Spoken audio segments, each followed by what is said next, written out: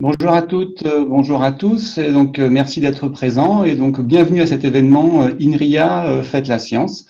Alors, je m'appelle Jacques Sainte-Marie et donc je vais animer cette table ronde intitulée Rôle des scientifiques face aux enjeux environnementaux. Alors, je viens de prononcer le mot INRIA, c'est l'Institut national de recherche en sciences et en technologie du numérique. Alors, cette année, INRIA Faites la science, c'est 100% dématérialisé, pardon.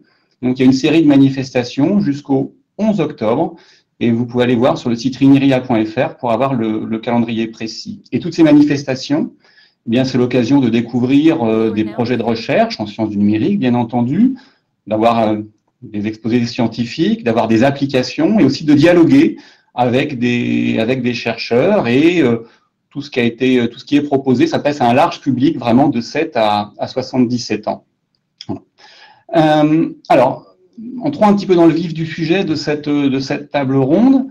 Bon, on a, vous comme moi, au mois de mars dernier, on a vécu une sorte de sidération avec l'arrivée de l'épidémie de Covid et avec le confinement. Et pour beaucoup d'entre nous, ça a été l'occasion de s'interroger sur divers aspects, le progrès scientifique, les enjeux environnementaux, plus généralement notre mode de vie. Alors, inutile de rappeler ici les enjeux environnementaux, les choses qui sont face à nous en termes de perte de biodiversité, de changement climatique, de pollution et l'impact des activités humaines sur l'environnement.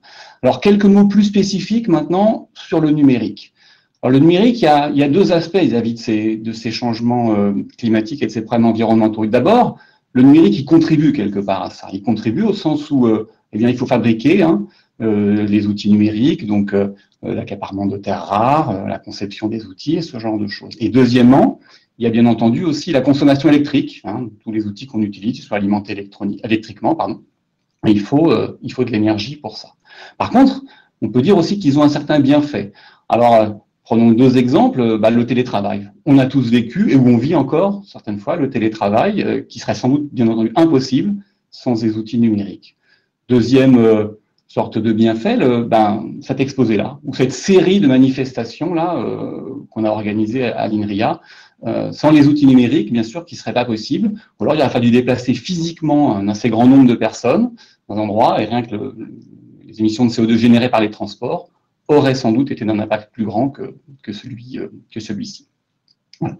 Alors, maintenant, je vais vous présenter les trois personnes qui sont invités, qui vont participer à cette table ronde. Alors, par l'alphabétique, je commence par Jean-Yves Berthoud, qui est directeur du Centre INRIA de Saclay et qui a fait une partie de sa carrière dans le domaine de la simulation numérique et du HPC, donc du calcul haute performance.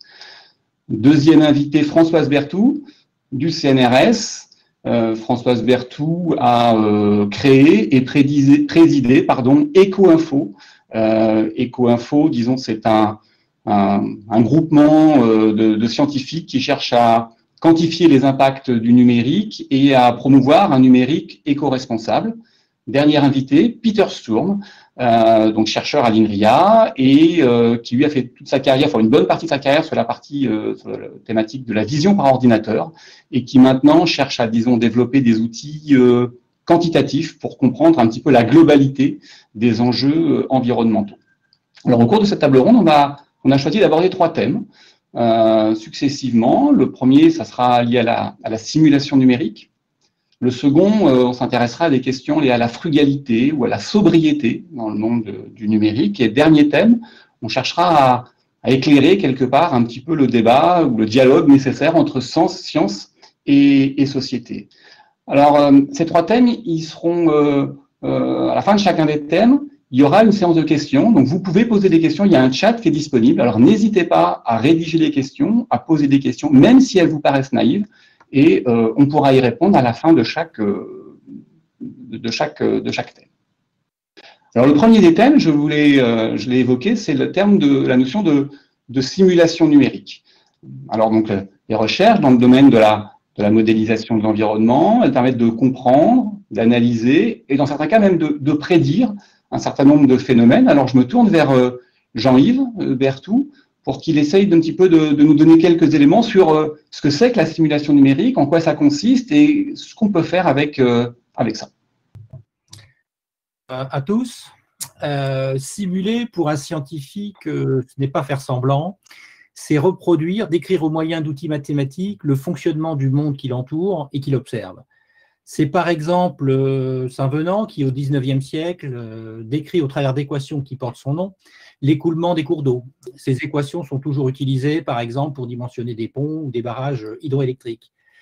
Ce sont aussi les équations de Navier-Stokes qui s'appliquent autant à la description des flux atmosphériques qu'océaniques et qui permettent de prédire le comportement futur de l'atmosphère, tout comme l'évolution des océans. Alors, on comprend bien que ces outils sont utiles évidemment aux météorologistes, mais aussi aux architectes et urbanistes des bâtiments et les villes. C'est avec ces mêmes équations que l'on conçoit les éoliennes et les hydroliennes qui commencent maintenant à s'installer sur notre territoire et en mer un peu partout.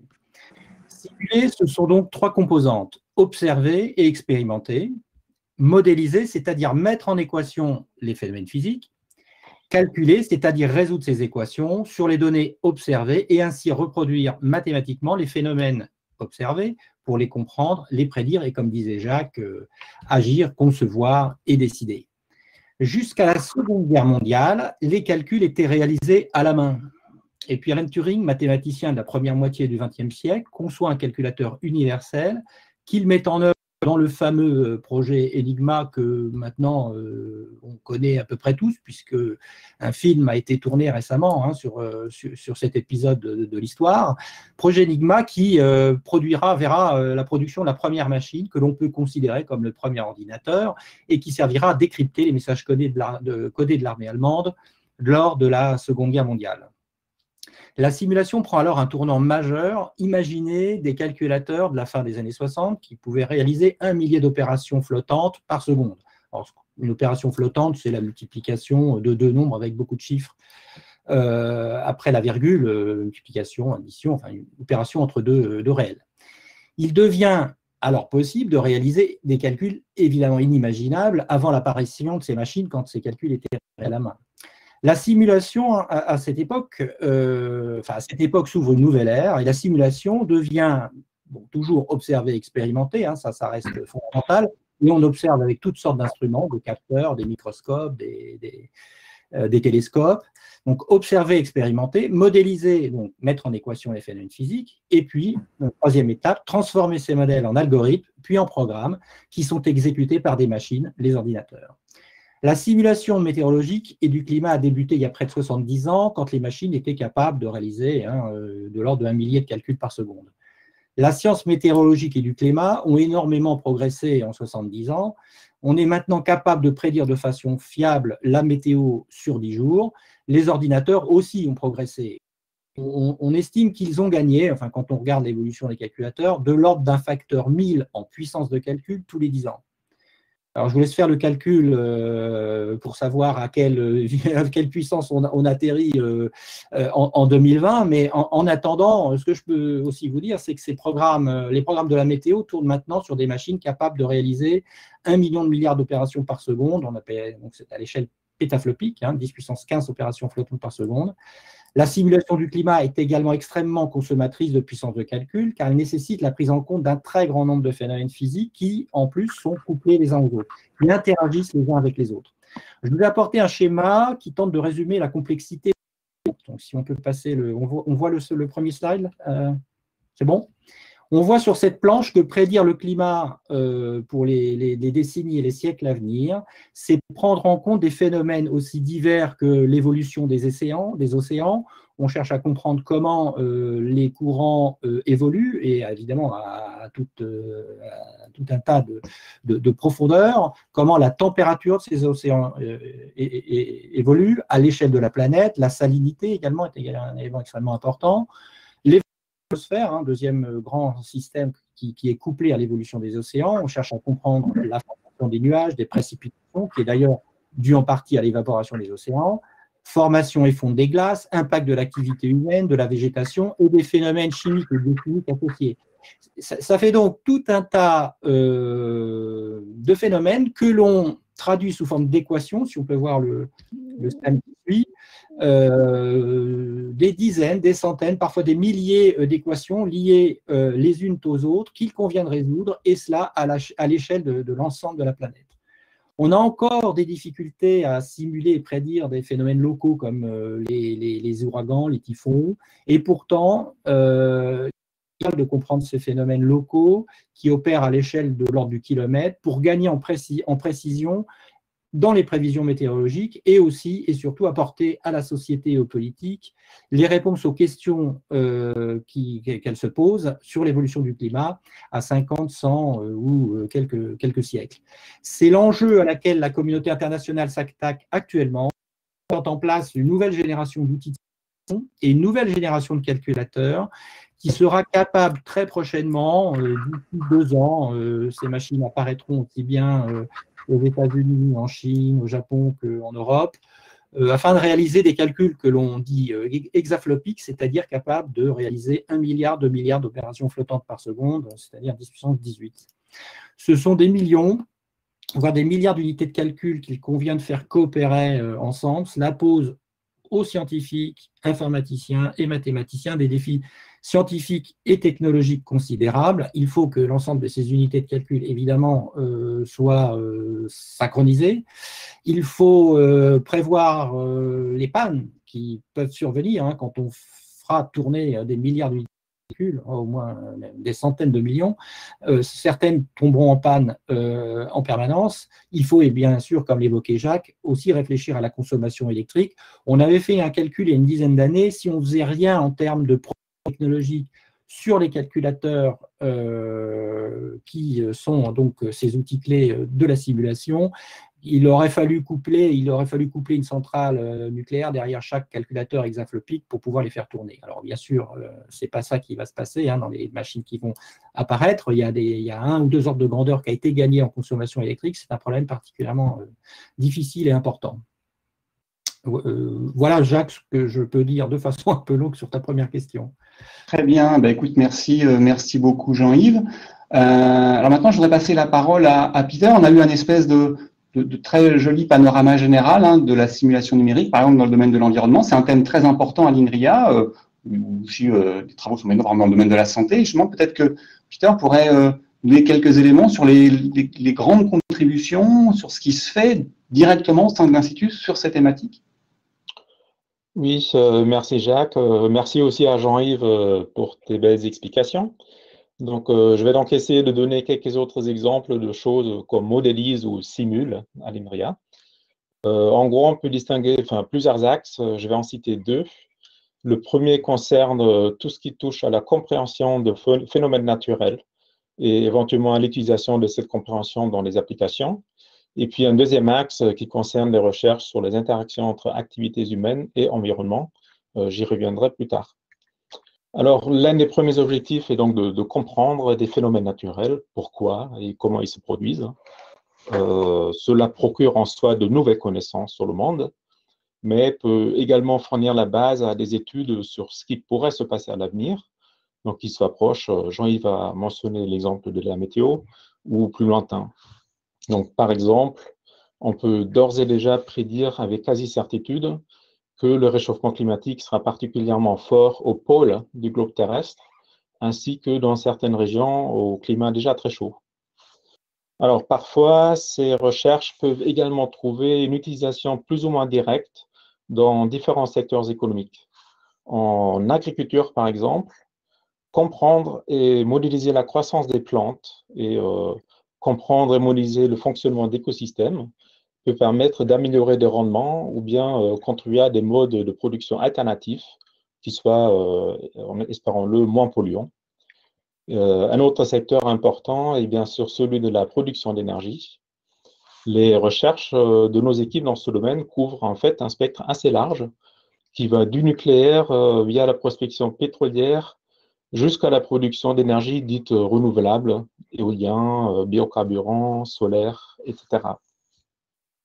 Puis nous travaillons également sur les applications de monitoring, donc par exemple sur le suivi des changements d'usage des sols, de la propagation des espèces invasives ou encore du suivi de la biodiversité marine. Alors, tout ce que je viens de citer rapidement s'appuie peu ou prou sur la modélisation et simulation de processus qu'on pourrait qualifier de naturels, qu'ils soient biologiques, physiques, chimiques, écologiques ou autres. Et ça fait en fait parfois des décennies qu'on travaille sur ces sujets. Puis plus récemment, nous faisons également des recherches sur les interactions entre activités humaines et environnement. Et là, je vais citer juste un exemple de mon équipe, donc, qui se penche maintenant sur une modélisation des activités économiques au sein d'un territoire donné, par exemple un pays ou une communauté de communes, et sur la modélisation des interactions de ces activités économiques avec l'environnement, qu'il s'agisse de l'utilisation des ressources naturelles ou des pollutions qui sont éventuellement causées par nos activités. Donc, un premier objectif de cela est de contribuer à l'établissement d'un bilan de l'empreinte écologique d'un territoire et d'un bilan des diverses dépendances de ces territoires en termes des chaînes d'approvisionnement dont il dépend ou en termes de ressources. Puis un deuxième objectif est de contribuer à la faisabilité d'études prospectives pour l'avenir, par exemple pour répondre à la question si telle ou telle manière de structurer un territoire et de son organisation socio-technique est plus ou moins résiliente à long terme. Quand on parle de résilience, ça veut dire, par exemple, résilience face aux changements climatiques qui vont se produire, mais pas que. Voilà, pour finir, pour l'instant, je voulais juste mentionner que pour mener à bien toutes les recherches que j'ai citées, nous avons besoin de compétences scientifiques et techniques très diverses, en informatique et mathématiques, bien sûr, mais également en physique, climatologie, biologie, écologie, voire économie, et j'en passe. Voilà, merci. Merci beaucoup Peter. Notre interlocutrice maintenant, c'est Françoise Berthoud, et on vient de parler beaucoup de simulation numérique, principalement avec Jean-Yves, et je voudrais peut-être que, Françoise, tu essayes de nous dresser, si possible, une espèce de bilan ou une espèce de retour sur les évolutions des performances, alors d'un côté des ordinateurs, mais aussi de tous les outils numériques, hein. Il n'y a pas que les ordinateurs, il y a aussi tous les outils numériques autour, et si possible, peut-être, c'est bien sûr compliqué, mais d'essayer de tracer quelques lignes directrices ou quelques estimations de ce qui pourrait se passer. Alors, je sais pas si, merci, je sais pas si je vais répondre exactement à ta question, mais ça me semblait intéressant là, quand on parle de performance, de regarder finalement comment ça évolue cet écosystème et puis quels sont les paramètres qui ont été pris en compte au fur et à mesure du temps qui a passé et pour rapprocher justement le sujet de l'environnement avec la prise de conscience des industriels, des politiques, des citoyens de cette question environnementale. Du coup, si on regarde la performance absolue des processeurs, vous avez tous remarqué que il y a un moment, la fréquence des processeurs, ça a arrêté d'augmenter parce qu'on arrive gentiment, on n'y est pas encore complètement, mais on arrive gentiment aux limites physiques. Mais quand même, la performance, elle a continué d'augmenter parce que améliorer l'architecture autour des processeurs, les connexions entre les processeurs et la mémoire, etc. Et aujourd'hui, ça va encore plus loin, là, l'augmentation de performance de nos machines, y compris de vos smartphones dans vos poches, là. Cette augmentation de performance, elle est aussi liée à l'augmentation de performance des réseaux d'interconnexion, des espaces de stockage, parce que maintenant, on manipule beaucoup de données. Et du coup, quand on parle de performance aujourd'hui, on ne peut pas ignorer que cette performance, elle dépend de l'ensemble du système. Et de fait, quand on regarde cette performance globalement, ça augmente. Même si la cadence du processeur augmente peu. Alors, si on revient à la question environnementale, ce qui est intéressant d'observer, c'est qu'il y a au moins une dizaine d'années, les gens qui font du calcul haute performance, là, ce dont a parlé Jean-Yves tout à l'heure, ils ont commencé à se poser la question de l'énergie qu'on utilise pour faire ces calculs. Et du coup, on a créé des espèces d'indicateurs qui mesurent la quantité d'énergie qui est nécessaire pour faire certains types de calculs.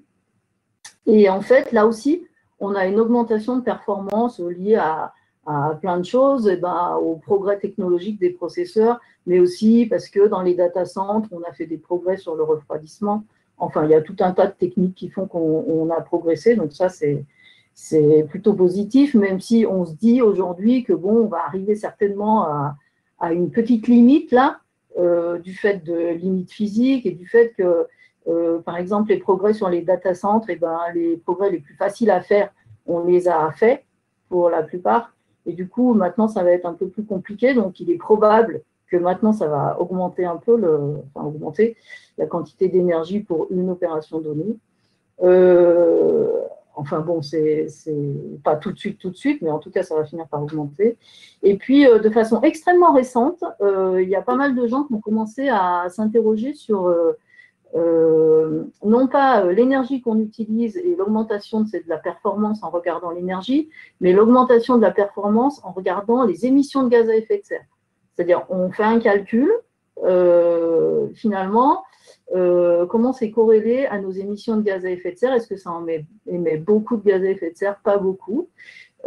Et ça, du coup, vous voyez, ça dépend plus seulement de l'énergie qu'on utilise, mais aussi de la façon dont l'énergie est générée. Puis ça dépend aussi de la façon dont l'ordinateur qu'on utilise est fabriqué, transporté, recyclé, etc. Et il y a fort à parier que d'ici une année, c'est un indicateur qui va être de plus en plus utilisé et où on n'a pas de performance, mais du coup, relativement au gaz à effet de serre généré. Voilà, je pensais que c'était intéressant d'aborder la question sous cet angle et n'hésitez pas à poser des questions. Voilà, merci. Alors, merci de me tendre un petit la perche, François. Donc, on va passer, je vais passer la parole à Benjamin. Je doute pas que certains points évoqués ont suscité l'intérêt des personnes qui nous écoutent et qu'il y a quelques questions auxquelles on sera ravis de répondre. Oui, bonjour à tous. Effectivement, on a plusieurs questions qui ont déjà été posées. Alors, une première question peut-être pour Jean-Yves de la part d'Alex. Quel est le lien entre simulation et jumeaux numériques, un terme dont on entend beaucoup parler en ce moment? Jean-Yves, on ne t'entend pas, il faut activer ton micro. Oui, c'est effectivement un sujet, un thème qui a émergé il y a quelques années, Digital Twins en anglais. Le jumeau numérique qui s'applique aussi bien au process industriel qu'au corps humain est une autre façon de parler de simulation. Enfin, c'est de la simulation. La simulation, par contre, ne vise pas toujours à produire un réplica numérique exact, mais c'est quand même l'objet de la simulation et donc de la modélisation en premier lieu, que de reproduire de façon numérique ce qu'on observe ce qu'on observe ou ce qu'on tente d'observer. Donc c'est à peu près la même chose pour faire une réponse un peu globale. Merci. On continue avec une question de Richard, peut-être pour Peter. Pourquoi le réchauffement sera plus fort au pôle? Alors, bon, je ne suis pas climatologue, donc ce que je vais dire, il faut le prendre avec précaution. Donc, voilà, du coup, je ne parle pas comme un scientifique du domaine, mais comme n'importe qui. Alors, ce que je comprends de la littérature, c'est que au pôle, bon, il y a de la banquise ou enfin de la glace, donc qui est blanche, qui renvoie les rayons de soleil, enfin un très grand pourcentage. Et puis il y a une sorte de cercle vicieux qui peut se produire. Donc, si la banquise ou la glace commence à fondre à un moment donné, du coup, la surface de la banquise va être couverte d'eau. Et puis, l'eau a un pouvoir réfléchissant beaucoup moins fort que la glace parce qu'elle est plus sombre. Et du coup, voilà, il y a plus de chaleur qui va être absorbée par la glace et la fonte de la glace va s'accélérer. Voilà, donc c'est typiquement un cercle vicieux qui peut s'enclencher. Il y en a d'autres qui apparaissent avec les changements climatiques. Très bien. Richard, toujours, demande si INRIA travaille avec des économistes, puisque tu as soulevé le point sous-jacent sur lequel il fallait mettre toutes les compétences scientifiques autour de la table. Oui, absolument. Donc, moi-même, j'ai travaillé avec des économistes. Donc, l'économie, c'est aussi un domaine assez varié. Donc, dans mon équipe, on a travaillé avec des économistes du transport. Donc, pour modéliser in fine, comment se produit l'étalement urbain, par exemple. Donc là aussi, des études économiques qu'on utilise. Et puis, il y a d'autres collègues qui travaillent sur la modélisation pour le monde de la finance, par exemple, ou encore sur la modélisation du marché de carbone. Donc, il y a différentes branches de l'économie qui sont considérées chez nous. Donc, on n'est pas économiste, mais on travaille, enfin, certains collègues travaillent avec les économistes. Très bien. Une autre question sur la simulation de la part de Pierre. Est-ce qu'on est capable de faire des simulations sur des phénomènes naturels qui sont extrêmes, donc plutôt rares, sur lesquels on a finalement peu de données?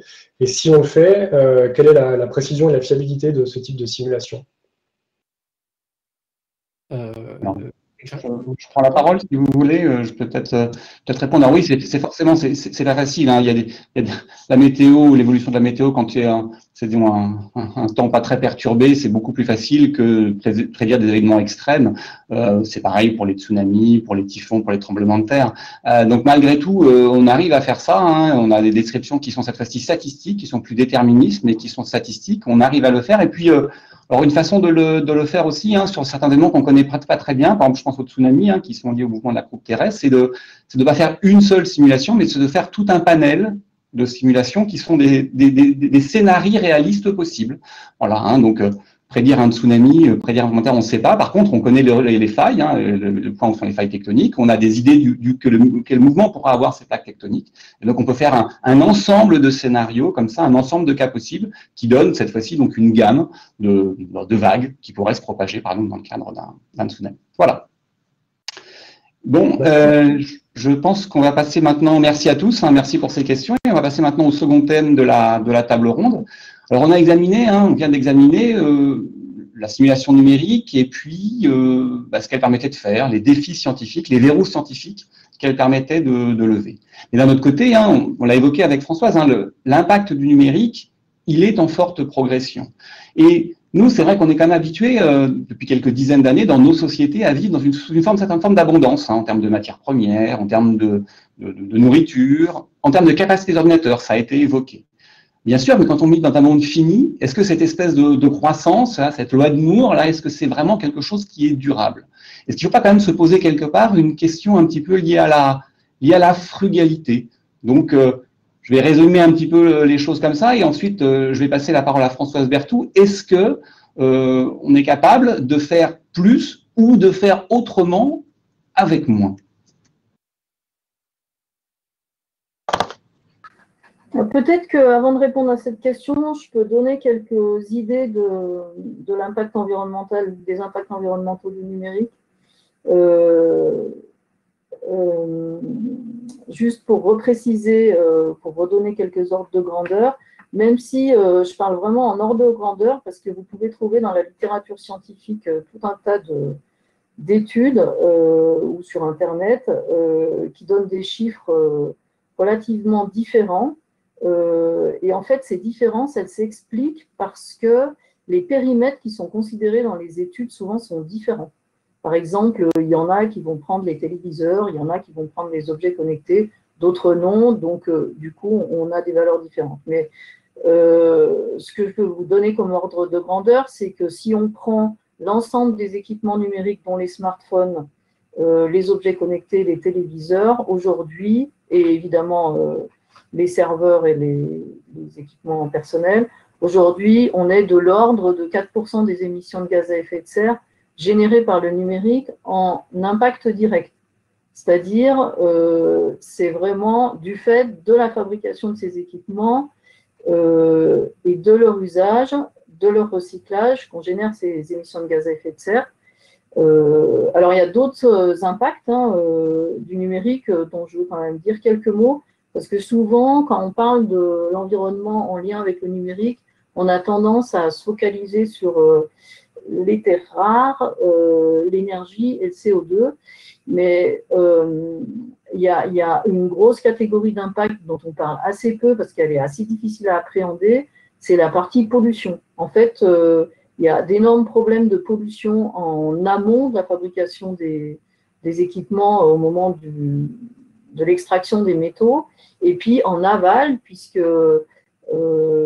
l'essentiel quand même des équipements électroniques sur Terre ne font pas l'objet d'un recyclage correct. Et d'ailleurs, même en France, les objets qui sont collectés, ça représente de l'ordre seulement de 50% des équipements qui sont utilisés.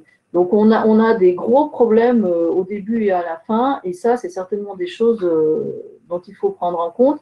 Et du coup, pour reboucler un petit peu avec ta question, Jacques, de la frugalité, un aspect de la frugalité, et qui est absolument nécessaire et où il faut aller, c'est que absolument, il faut augmenter la durée d'usage des équipements. Il y a d'ailleurs un autre problème que je n'ai pas cité concernant les impacts du numérique, c'est les impacts sur l'eau.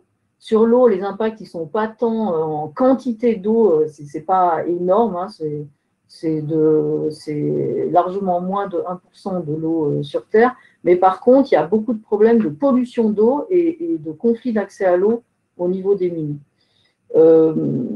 Donc voilà, donc ce que je voudrais, j'aimerais que vous reteniez de ce ultra mini exposé condensé, que l'impact du numérique, il est essentiellement lié à la fabrication, et donc en termes de sobriété, la meilleure chose que vous ayez à faire, que tous on a à faire, c'est de prolonger considérablement la durée de vie de nos équipements, et puis de les mettre dans la bonne benne à la fin de leur vie.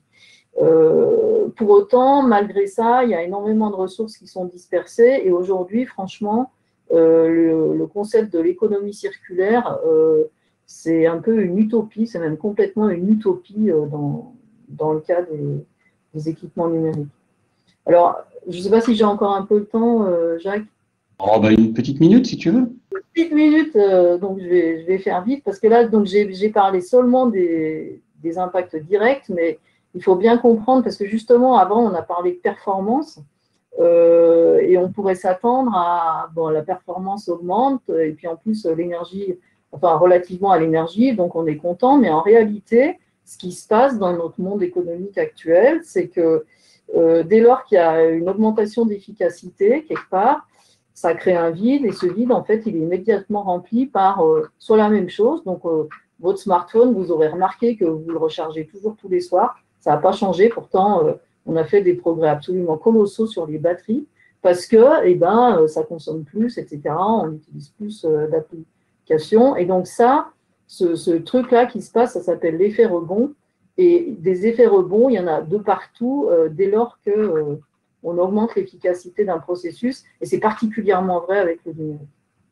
Voilà, j'ai utilisé ma minute. Merci, Françoise. Donc, on vient d'avoir avec Françoise donc un certain nombre d'éléments, hein, à la fois sur la durée de vie des matériels, qui était un point critique, et aussi sur les effets rebonds. Alors, bien sûr, hein, dans le développement des outils numériques, il y a un grand nombre d'activités qui entrent en jeu, et beaucoup, hein, parmi ces activités que je vais citer sont traitées à l'INRIA, hein, le domaine du stockage, de la compilation, du réseau, des architectures, de la programmation, de l'algorithmique, de l'analyse numérique. Et donc voilà, c'est une gamme assez large d'activités qui sont menées au sein de l'INRIA. Donc pour toi, Peter, est-ce que tu peux essayer à nouveau, alors soit de façon générale ou de façon peut-être un petit peu plus particulière, de nous décrire des contributions de l'INRIA sur ces sujets? Ben, je vais essayer. Donc voilà, le mot a été lâché tout à l'heure, frugalité numérique ou sobriété numérique. Donc en fait, moi je pense que cette expression recouvre plusieurs dimensions. D'abord, il y a l'équivalent des gestes verts qu'on connaît tous lorsqu'on parle du tri de déchets, par exemple. Donc le geste vert du numérique, ce sont quelques règles de base. Donc comme l'a dit Françoise, très important, garder les équipements le plus longtemps possible. Aussi, dimensionner les équipements selon le besoin principal et pas au-delà. Ne pas envoyer des mails inutiles ou avec des pièces attachées trop lourdes, etc. Et en fait, comme pour les gestes verts du quotidien, cela est vraiment important, mais insuffisant en soi. Alors, il y a un deuxième niveau, je dirais, à la sobriété numérique, la diminution des besoins en énergie et matériaux nécessaires pour fabriquer des équipements et services numériques eux-mêmes et pour les utiliser. Donc, Françoise en a déjà parlé aussi un tout petit peu. Alors, à l'INRIA, nous avons en fait de nombreuses équipes qui s'attellent à ces tâches-là. Il y a en particulier beaucoup d'efforts sur l'efficience énergétique. On regarde des questions assez diverses, comme par exemple, comment optimiser l'efficience énergétique des équipements tels les processeurs, les ordinateurs, les data centers ou les réseaux informatiques. Comment programmer des logiciels qui réalisent des fonctions ou des calculs qui ne soient pas forcément les plus rapides possibles, mais les moins énergivores possibles. Et autre exemple, comment alléger la demande en énergie et capacité de mémoire des algorithmes d'intelligence artificielle. Je pourrais en citer pas mal d'autres exemples, donc la liste est très longue.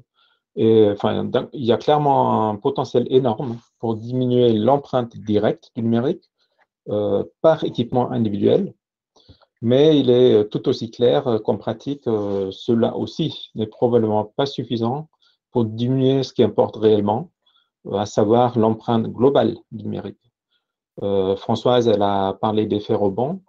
Et en fait, ce qui est important, c'est de regarder le numérique non pas en isolation, mais dans toute la complexité des liens qu'il a avec d'autres champs de l'activité humaine, que ce soit dans la mobilité, l'industrie, les chaînes d'approvisionnement, les loisirs, et j'en passe. Donc, le numérique, évidemment, il permet d'accélérer, ce qui permet parfois de gagner du temps, mais à trop gagner du temps, on va remplir le temps avec d'autres choses. Donc, au fur et à mesure, on accélère des choses, on empile des choses, et ça contribue éventuellement à une empreinte globale qui peut s'envoler. Voilà. Peut-être un truc que je voudrais dire encore. Donc, voilà, quand on parle de sobriété numérique, donc, je voudrais juste rapidement revenir en fait sur l'usage du numérique. Donc, j'ai parlé des gestes verts tout à l'heure. Ce sont des bonnes pratiques, mais en fait, la question d'une utilisation sobre du numérique est plus générale. En gros, comment arriver à avoir un usage sobre de cette technologie? On pourrait aussi parler d'une consommation modérée d'une technologie qui, par ailleurs, peut avoir un effet additif, en fait, à part entière. L'adoption d'une consommation sobre, vue de cette manière-là, ne se décide pas en un clic, mais ça dépend de beaucoup de facteurs. Et je n'ai pas le temps de rentrer dans tous les détails qu'il faudrait, mais je voulais juste rappeler que beaucoup peut se jouer dès la petite enfance. Il y a en effet une littérature assez riche qui démontre les effets que peut avoir une exposition prématurée ou trop importante d'écrans de toutes sortes sur nos petits. Voilà, c'était juste pour dire rapidement que la sobriété numérique est un sujet très complexe qui dépasse le côté purement technique.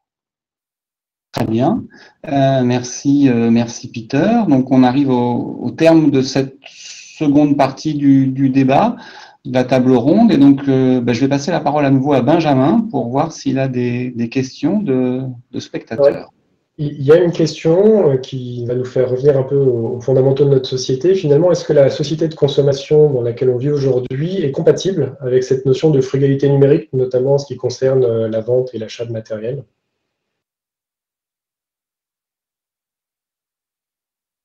Je crois qu'on va dire la même chose, François.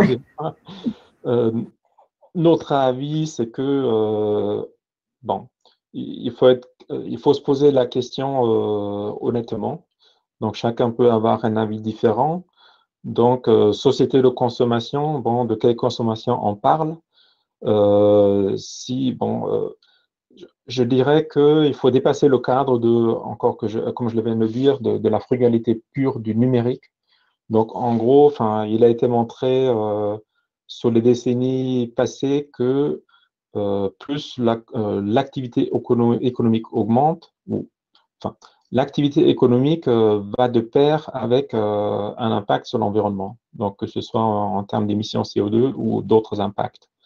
Donc, société de consommation, si ça veut dire produire de plus en plus de choses, je pense que la réponse est relativement claire, a priori.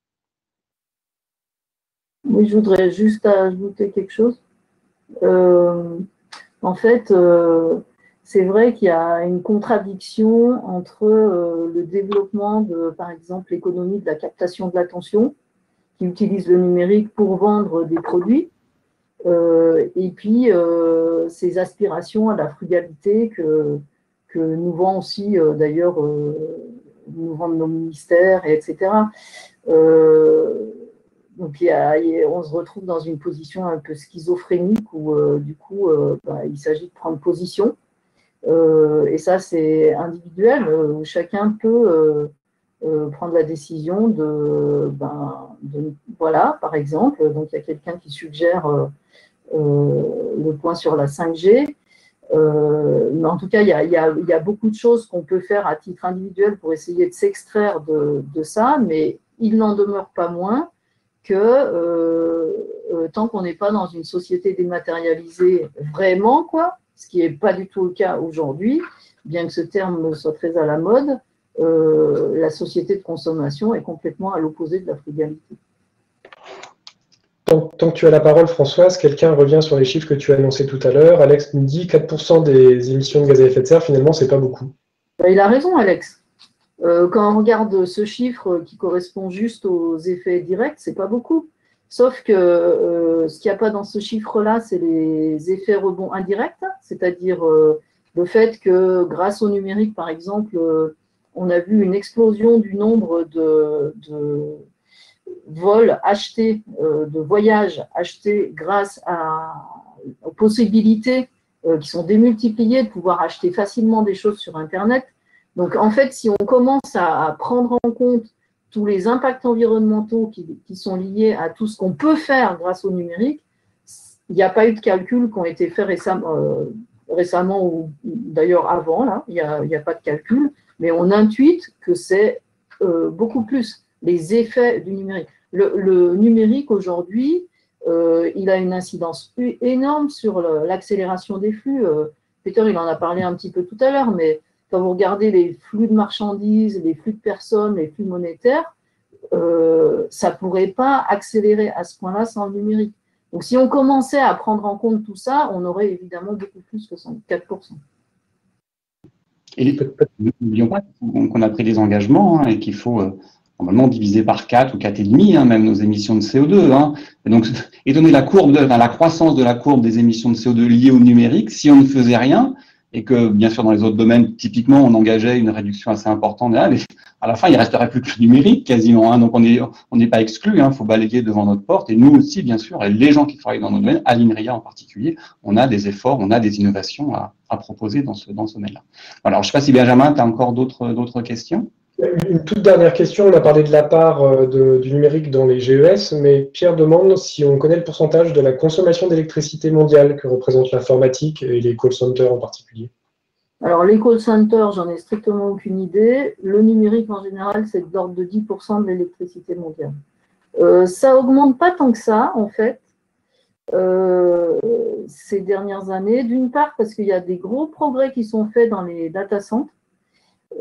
Donc, j'en ai parlé un petit peu tout à l'heure. Et d'autre part, parce que même sur nos équipements à nous, ça n'augmente pas beaucoup la consommation électrique en phase d'usage, parce qu'il y a des gros progrès qui sont réalisés encore là, et qu'en parallèle de ça, il y a quand même, vous savez, encore une grosse partie de la population mondiale qui n'a pas accès à Internet, qui n'a pas ce genre d'outils qu'on a nous, et on n'assiste pas actuellement à une explosion du nombre d'utilisateurs d'ordinateurs fixes, d'ordinateurs portables, d'énormes écrans, tout ça. Donc en fait, actuellement, ça n'augmente pas tant que ça, la part d'électricité. Mais ça va augmenter. Les prévisions d'augmentation des gaz à effet de serre émis par le numérique, là, qui ont été faites par le Shift Project l'année dernière ou l'année d'avant, c'est de l'ordre de 9% par an. C'est énorme, c'est beaucoup. C'est beaucoup. Oui. Voilà, donc écoute, merci Benjamin. S'il n'y a plus d'autres questions brûlantes, on va passer au dernier thème de cette table ronde, qui est plutôt un terme qui traite, disons, du débat ou du dialogue entre science et société. Alors, une brève introduction sur ces sujets. C'est du numérique, on vient de le voir là, quelque part. On est souvent quand même pris un petit peu dans des injonctions contradictoires. Alors, une injonction contradictoire, hein, pour faire simplement, je sais pas, on va dire aux gens, manger des fruits et légumes, mais on va dire, ah oui, mais dans les fruits et légumes, il y a des pesticides. Alors, forcément, vous voyez, si vous en restez à ce niveau-là, disons, de la discussion ou de l'information, vous faites comme l'âme de Buridan, disons que vous faites rien, vous faites pas grand-chose. Hein. Certaines des questions ici qu'on se pose, alors on a cité tout à l'heure, hein, la 5G, on pense à l'intelligence artificielle, sont des choses qui ont des questions qui ont un aspect technologique, mais qui ont aussi des implications sur nos modes de vie et sur nos choix de vie. Donc c'est vraiment important, là, je pense, hein, que les scientifiques et que nous, on cherche à éclairer le débat et qu'on reste pas à ce niveau zéro que j'évoquais tout à l'heure avec mes fruits et légumes.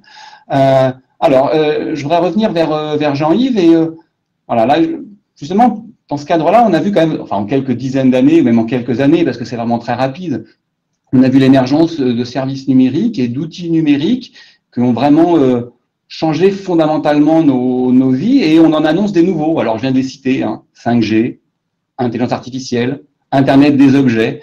Donc, vis-à-vis de ces choses, de ces technologies qui sont proches, hein, qui vont arriver sans doute dans quelques années ou qui devraient arriver, quel est ton sentiment vis-à-vis de ces nouvelles choses? Est-ce que c'est vraiment des révolutions? Quel serait leur impact? Et voilà, peut-être plus généralement, un petit peu, disons, comment vois-tu notre rapport à l'innovation, en particulier sous le prisme de ces techniques?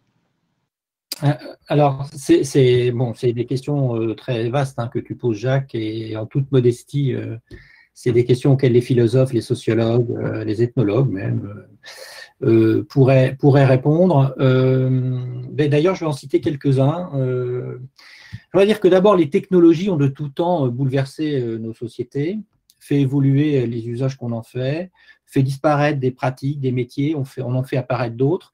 Et je prendrai juste l'exemple, alors qui est beaucoup moins polémique que la 5G, qui est celui de l'apparition de l'imprimerie, il y a presque 500 ans. Et on peut peut-être voir le slide numéro 3 là, que j'avais envoyé, on le voit là, ouais. Ce qu'on voit sur ce slide, hein, milieu du XVe siècle, l'invention de l'imprimerie, les manuscrits à peu près de l'ordre de 40 000 produits par an, une cinquantaine de milliers de produits par an, et, qui, quand l'imprimerie arrive, tendent non pas vers zéro, mais vers quelques centaines d'exemplaires. Mais les documents imprimés, eux, passent de quelques milliers à près de 600 000, 500 000 par an à la fin du XVe siècle. Un facteur 10, on estime qu'à peu près 200 millions de livres ont été imprimés entre 1500 et 1600. Alors, on peut passer à la slide d'après. Qu'est-ce qu'on peut retirer comme leçon de cet épisode que l'on connaît tous? C'est qu'on est passé d'un monde, avant que l'imprimerie n'apparaisse, où nous avions des producteurs de parchemin, hein, des copistes, des enlumineurs, des relieurs. On estime qu'ils étaient de l'ordre d'une dizaine de milliers d'artisans au milieu du XVe siècle, hein, quand l'imprimerie est arrivée. Et évidemment, ces gens-là ont progressivement perdu leur job quand l'imprimerie s'est déployée. Ils étaient plus que quelques centaines, 50 ans après. Par contre, sont apparus de nouveaux métiers, des fondeurs, hein, des papetiers, des fabricants d'encre, des fabricants de presse et d'équipements d'imprimerie plus globalement, et puis des imprimeurs, des graveurs, des relieurs, des éditeurs. Mais ce qui est important, c'est que d'une part, donc une activité en forte croissance, des métiers qui étaient de l'ordre de 10 fois plus nombreux que les métiers liés au manuscrit, mais ce qui est surtout, et c'est là où je voulais en venir aussi, c'est que ça a transformé radicalement la façon dont on a produit le savoir et dont on l'a transmis. Et ça considérablement permis le développement des écoles, des bibliothèques, des universités, des librairies, des auteurs, évidemment, les gens se sont mis à écrire, hein, puisqu'il était plus facile d'imprimer. Bref, ce que l'on retire, si vous voulez, moi, ce que je en retirais comme leçon de cet exemple, c'est que les technologies, en soi, elles sont ni bonnes ni mauvaises. Ce sont des pharmacas au sens de Platon, c'est-à-dire un poison tout autant qu'un remède. Et ce poison-remède, il est d'autant plus nocif ou bénéfique qu'il est puissant. Et les technologies que tu citais, Jacques, l'IA, la 5G, le quantique dans un avenir plus lointain sont extrêmement puissantes au sens des opportunités qu'elles offrent, tant en termes de nouveaux usages qu'elles permettent, mais aussi dans leur capacité à transformer notre société et notre environnement. Et Peter et Françoise en parlaient juste avant.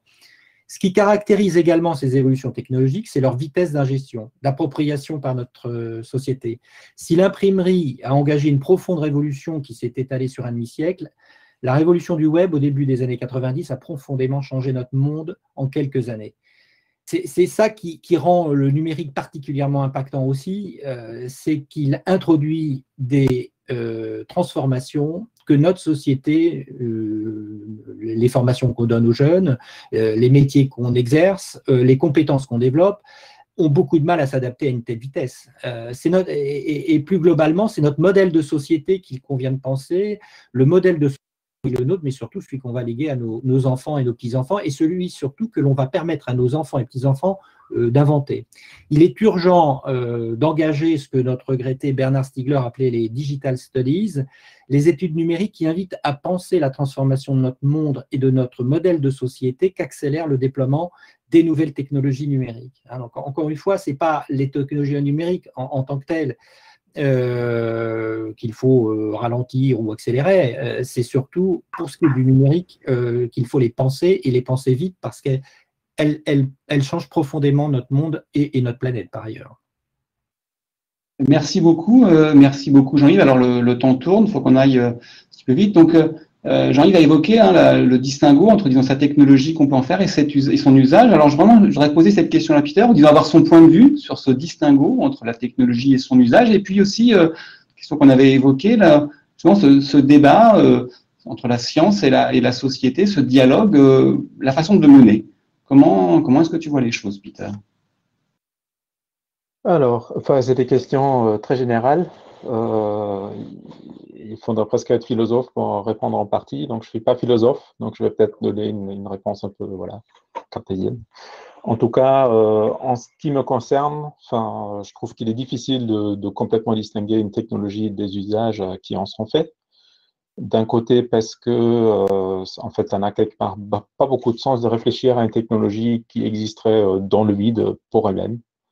Et de l'autre côté, parce que les technologies et leurs usages se nourrissent mutuellement. Donc, l'usage peut créer des besoins d'amélioration de la technologie et l'introduction de nouvelles technologies crée de nouveaux usages, souvent à une échelle qu'on ne pouvait même pas s'imaginer en amont. Donc, l'exemple de l'imprimerie est assez parlant. Et ces nouveaux usages sont d'ailleurs vite perçus comme des besoins dont il est difficile de se défaire plus tard. Voilà, donc il faut juste en avoir conscience. Alors, débattre sur des nouvelles technologies. Alors, ça va déjà prendre tout ça en compte, ce que je viens de dire, et plein d'autres choses. Alors, juste pour parler un peu d'actualité, donc pour moi, un débat sur une technologie, ce n'est pas un débat avec d'un côté des gens qui soient technophiles et de l'autre côté des gens qui soient technophobes. Donc, je pense que la situation est quand même bien plus nuancée que cette caricature qui est parfois véhiculée. Je suis par exemple certain que la majorité des gens qui demandent juste un moratoire sur le déploiement de la 5G actuellement, qui ne sont pas du tout technophobes, qui utilisent Internet et qui voudront continuer à l'utiliser, pour citer juste un exemple. Donc, pour moi, il ne s'agit pas d'une opposition entre technophilie et technophobie, mais plutôt d'une appréciation différente de la notion de progrès chez différentes personnes. Donc, ce qui me semble dominer actuellement, c'est une attitude qui assimile les innovations technologiques presque automatiquement à du progrès. Une position alternative serait d'invoquer le principe de précaution et de faire appel à l'esprit critique, comme nous le suggèrent d'ailleurs, par exemple, des philosophes des Lumières. Il y a bien sûr d'autres positions possibles encore. Voilà. Et je pense au fond, la question c'est comment se débrouille-t-on pour débattre et décider ensemble. Donc au fond, c'est la question de la démocratie qui se pose. Alors, quel rôle pour les scientifiques dans un tel débat? Alors déjà, je voudrais faire une petite parenthèse. C'est quoi un scientifique?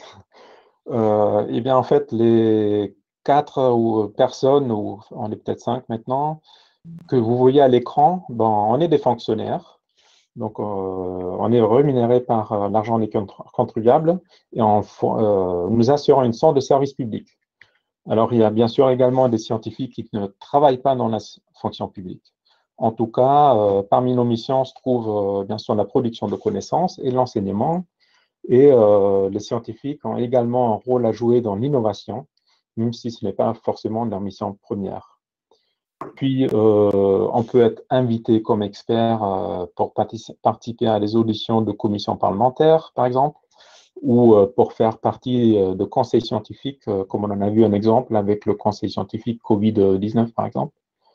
Et bien sûr, on va souvent des scientifiques qui s'expriment, enfin souvent, ça dépend, mais des scientifiques qui s'expriment dans les différents types de médias, qui soient des médias traditionnels ou sur Internet, souvent sur leur domaine d'expertise, parfois un peu au-delà.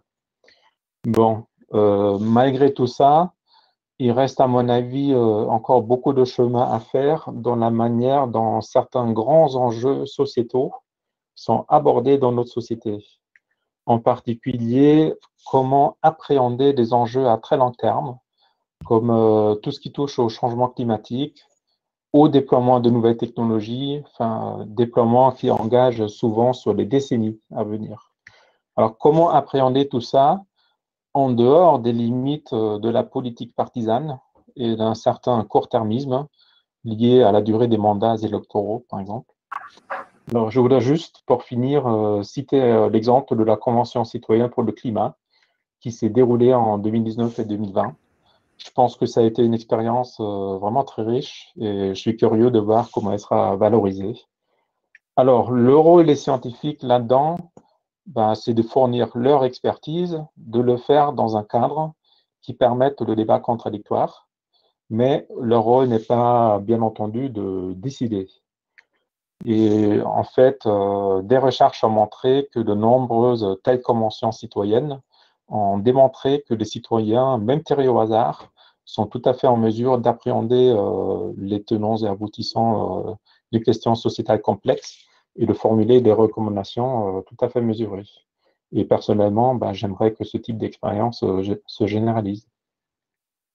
Merci Peter. Donc, je voudrais maintenant passer la parole à Françoise, donc pour avoir son avis, peut-être aussi sur la façon de mener ce débat entre la science et la société, donc pour poursuivre ce que disait Peter, et puis aussi peut-être pour une autre façon d'aborder le problème. On a parlé de l'usage de certains dispositifs numériques, c'est-à-dire d'une façon de les classifier ou avoir une idée de leur bienfait, mais on pourrait aussi se poser la question de la finalité, de l'application. Vous voyez, on a cité des domaines tout à l'heure, l'environnement, les énergies renouvelables, la santé, l'agriculture, il y a aussi les loisirs. Voilà, est-ce qu'on peut aussi, cette fois-ci, disons, un petit peu classifier ou distinguer les outils numériques en fonction de leur finalité et de leur application?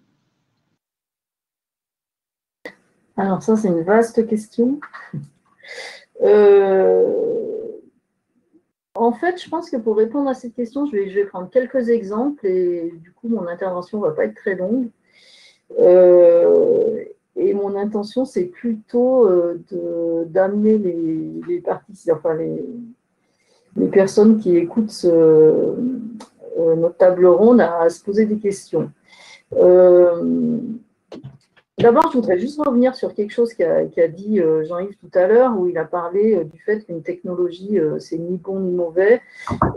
Là, je ne suis pas d'accord avec cette approche. Pour moi, une technologie, elle ne vient pas de rien.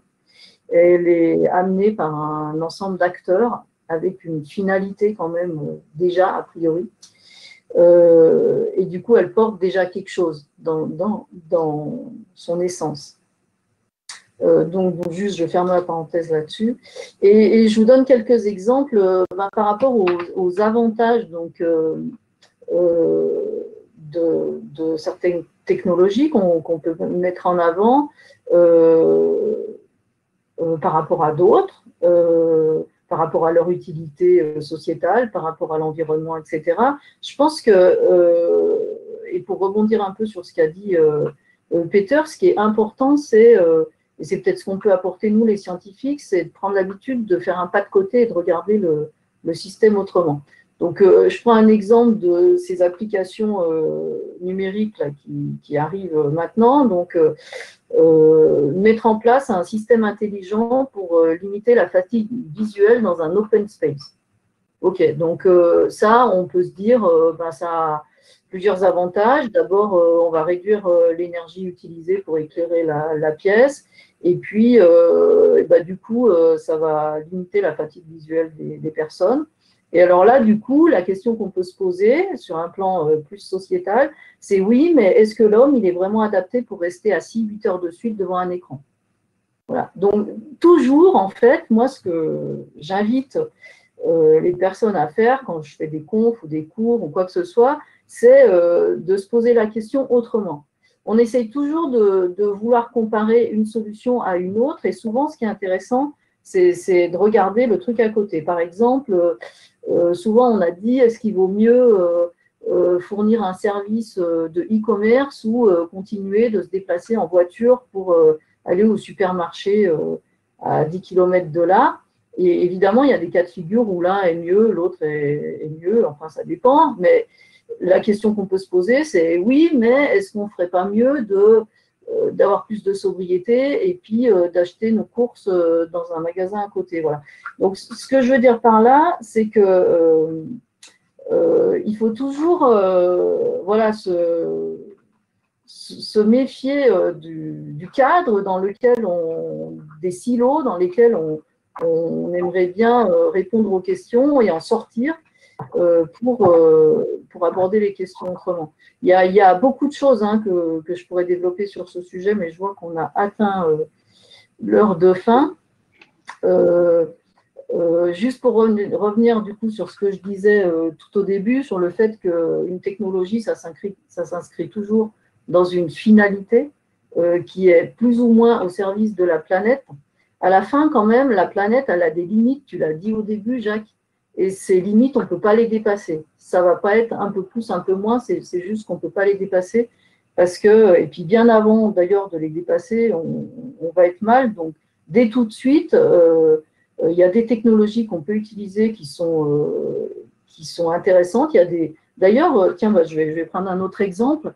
L'exemple du télétravail, c'est un exemple très intéressant parce qu'il y a eu la période du Covid là, qui a changé un peu les choses, qui a modifié un peu les comportements dans les entreprises et qui, quand on fait des études sur le télétravail, est-ce que le télétravail, finalement, c'est bon ou pas bon pour l'environnement?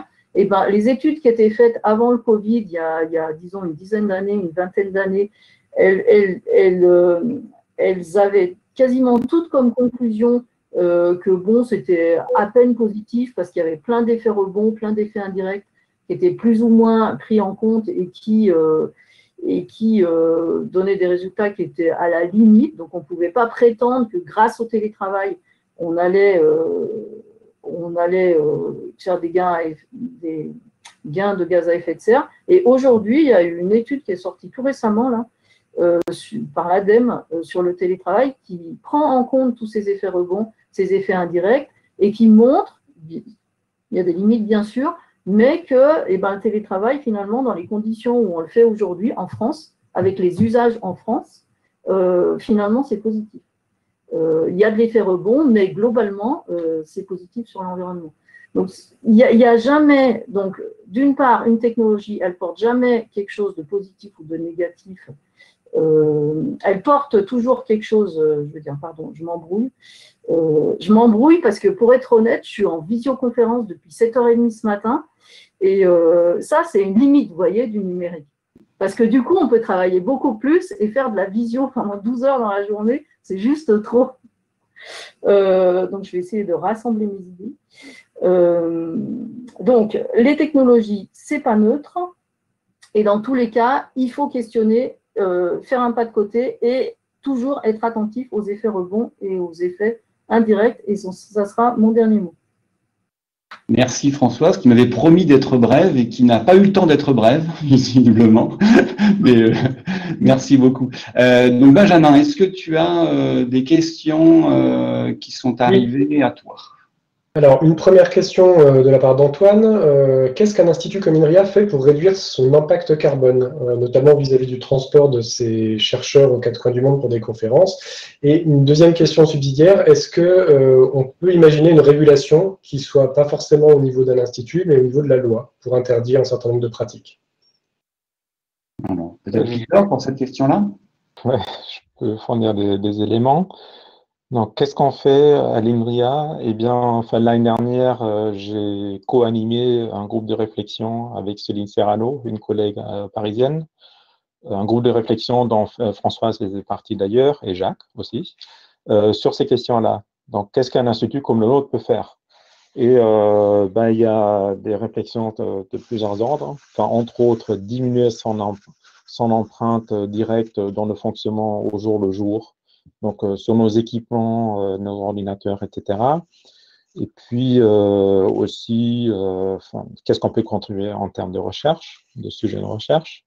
Alors, sur le transport, bon, ce qui s'est avéré, donc ce n'est pas nous les premiers qui l'avons vu, les voyages en avion, c'est le poste individuel où, avec un changement d'une chose, on a le plus gros impact rapide.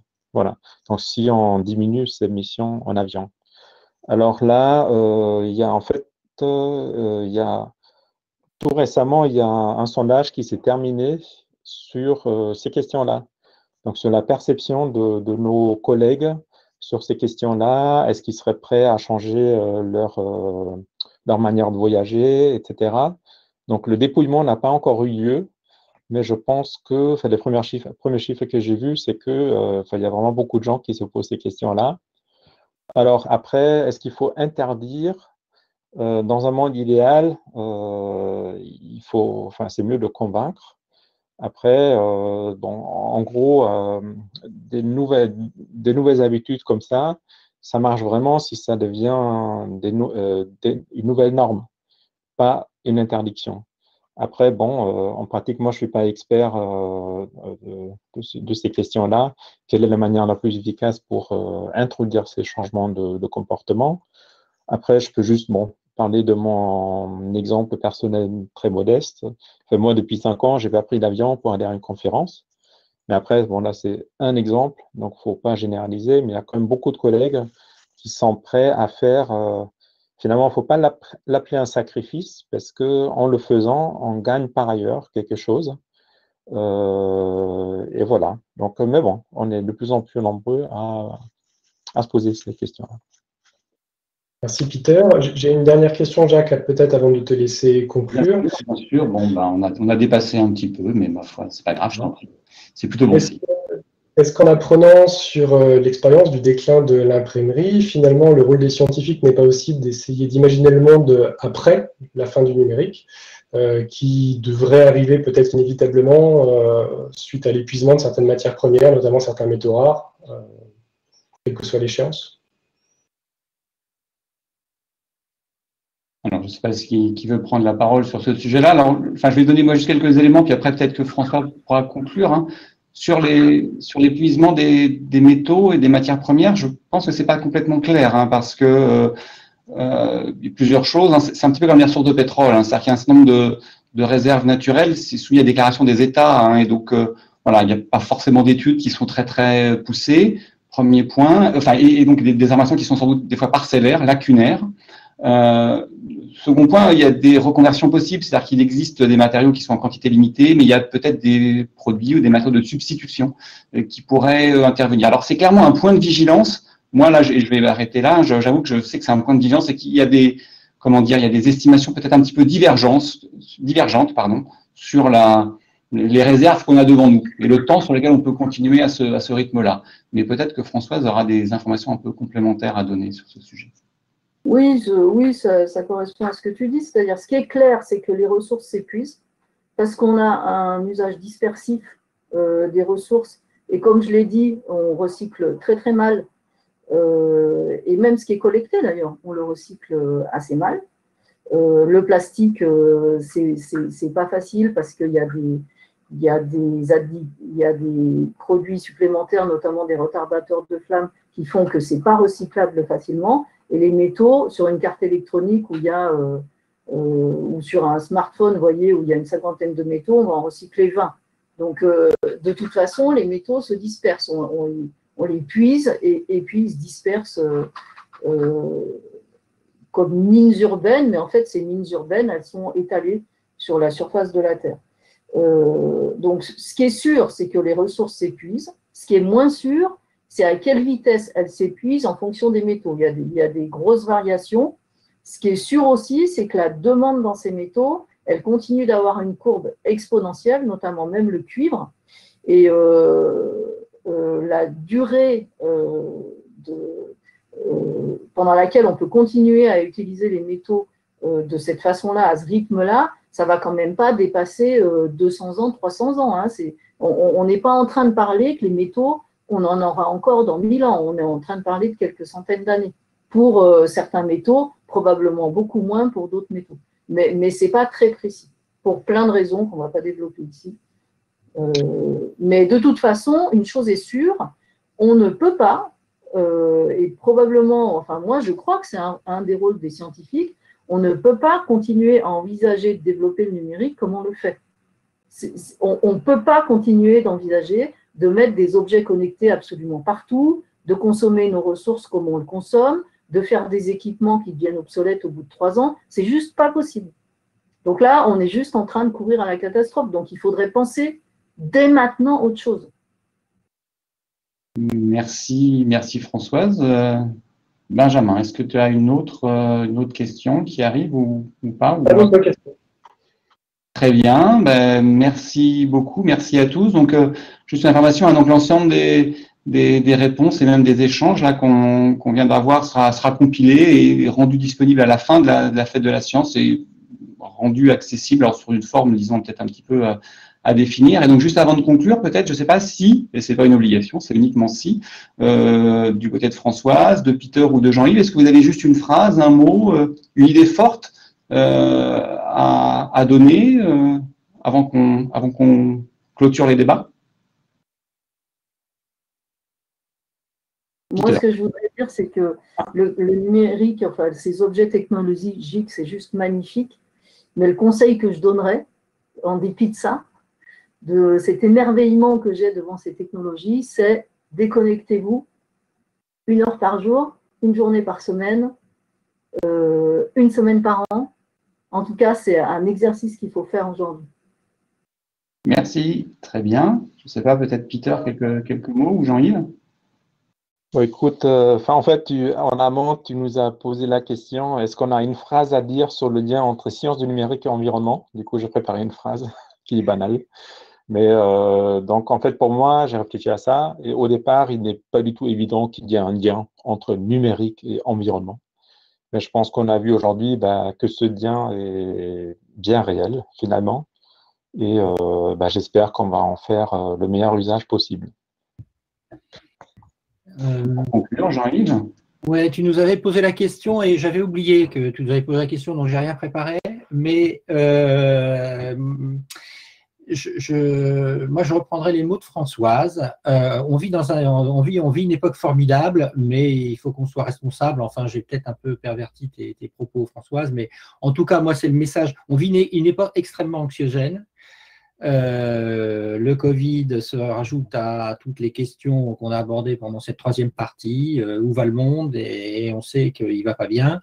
On a quand même dans nos mains les moyens d'y remédier, quoi. Et donc, je voudrais plutôt nous dire qu'il faut qu'on reste confiant dans l'humanité et qu'il faut qu'on trouve des solutions. Mais il faut qu'on reste confiant dans l'humanité, dans notre capacité à résoudre ces problèmes qui sont devant nous, qui sont évidemment énormes, et que nous pose avec beaucoup j'allais dire de violence, la génération qu'on a derrière nous, qui sont extrêmement critiques et engagées, et essayons de faire converger cette énergie, de faire évoluer le monde pour qu'elle trouve des solutions, quoi. Voilà. Enfin, en tout cas, un message d'espoir et responsabilité, quoi. Très bien, merci Jean-Yves pour ce mot effectivement très optimiste et tant mieux. Alors il me reste à vous remercier, eh bien à vous trois, hein, Françoise Berthoud, Peter Sturm et Jean-Yves Berthoud. Un grand merci également au public qui nous a écoutés, aux gens hein, qui ont posé des questions. On espère qu'on a éclairé, hein, c'est le mot, je pense, éclairer le débat. Donc voilà, cette table ronde est maintenant terminée. Alors je vous donne rendez-vous demain, je crois que c'est demain jeudi à 13h30. Avec Oldarik Maillard, qui parlera, un collègue de Lille, qui parlera, disons, d'intelligence artificielle et de jardinage. Et avant de rendre l'antenne, disons, je voudrais vraiment remercier, mais vraiment du fond du cœur, toute l'équipe de la médiation scientifique d'INRIA, qui a vraiment fait un travail fantastique. Merci à eux. Et puis, bonne soirée à tous et à toutes. Merci, au revoir. Au revoir. Au revoir.